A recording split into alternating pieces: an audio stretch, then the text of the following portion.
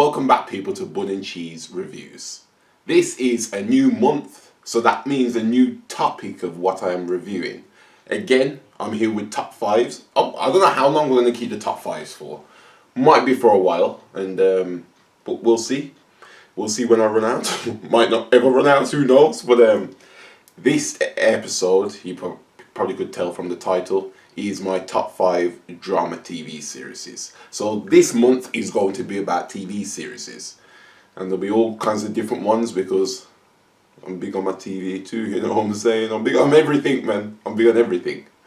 So let's stop all the talking, all the nonsense, as I usually say, and get straight into the list. Number 5, Grimm.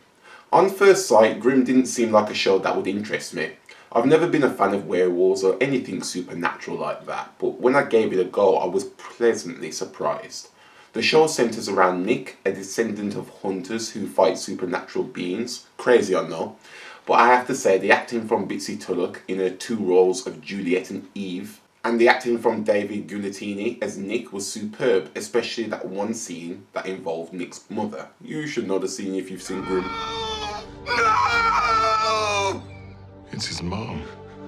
I should also add that Bitsy and David are married in real life, so the chemistry between the two on screen was always there. The show follows a formula of usually having a monster of the week villain that Nick and his friends need to take down that works well most of the time.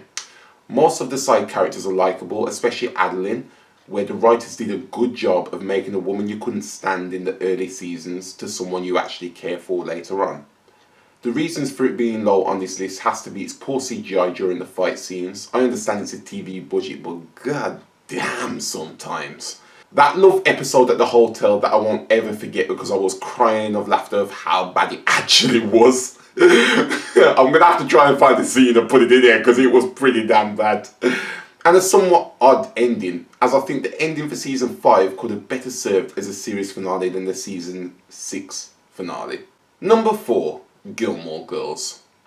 A show about a middle-class family living in a perfect small town isn't a show I ever thought I'd like, nor one that would make the list. But here I am. The show focuses on 2 main characters, Lorelai and Rory. They could easily pass for sisters, but Lorelai is actually Rory's mother. This makes sense as she had her when she was a teen, but interestingly, it's also where the narrative of the story actually lies, as Lorelai has always felt shunned by her well-off and well-to-do parents through this.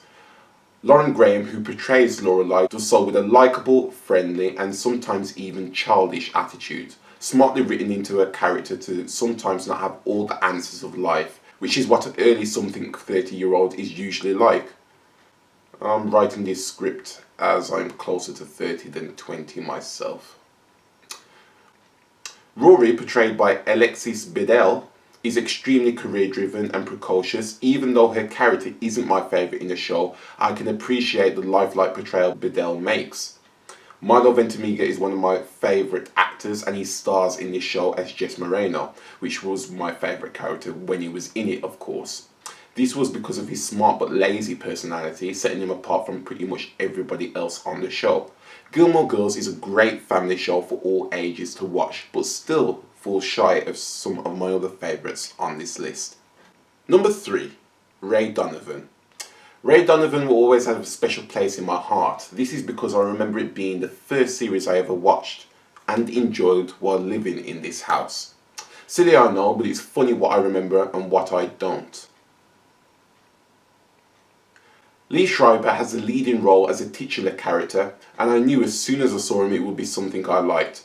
He has a job as a fixer for the rich and famous, which can pretty much involve anything. So it's very rare episodes feel the same. It has a rough and a gritty approach through storylines involving drugs, money laundering, gangs, murders, sexual harassment.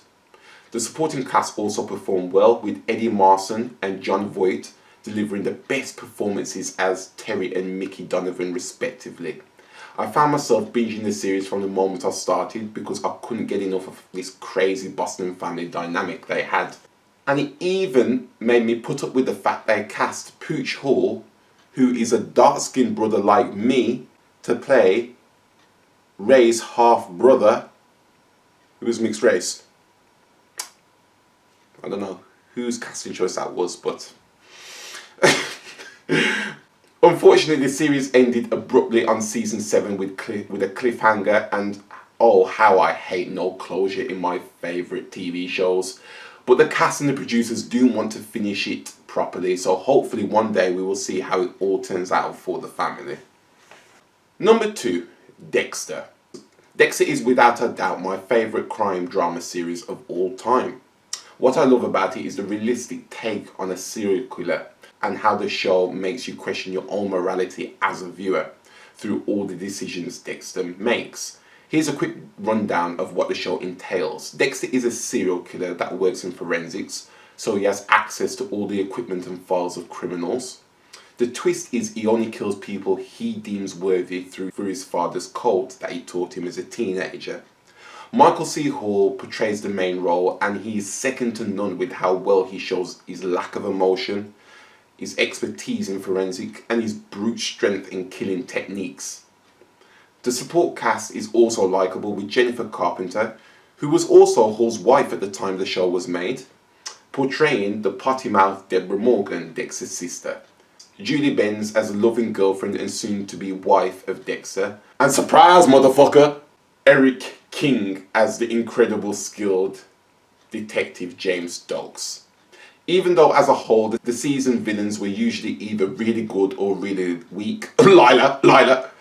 I will never forget season 4's villain, the Trinity Killer, portrayed by John Lithgow, which has some of the best acting and back and forth between him and Hall's characters all season, which ended in Dexter's mistakes costing him more than he could ever imagine.